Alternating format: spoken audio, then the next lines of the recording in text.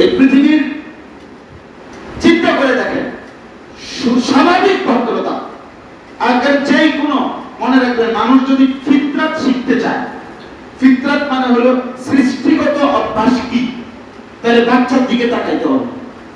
বাচ্চা যতক্ষণ পর্যন্ত গুণামুক্ত থাকে, নাবালেগ, তো বাচ্চার চলাফেরা, কথাবার্তা, চাল চলন, এটা হলো ফিতরাতের কাছাকাছি।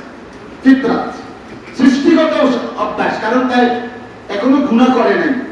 এই জন্য 4 বছরের একটা মেয়ে, 3 বছরের একটা মেয়েও যদি তার বাবার সামনে সে তার গেঞ্জিটা খুলতে চায়,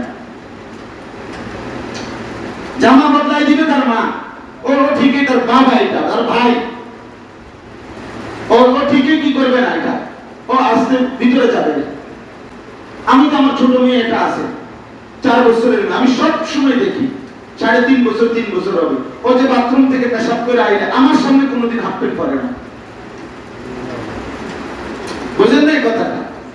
ও যে হাফ প্যান্ট খুলে গেছিল, আবার বের হয়ে আমার সামনে কি পড়ে না, ওটা তার ফিতরাত।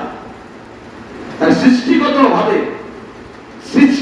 ভাবেই মানুষ তার শরীরকে ঢেকে রাখা, সতর্কে আবৃত রাখা, এটা মানুষের সৃষ্টিগত ভাবে অভ্যাস, সৃষ্টিগত ফিতরাত।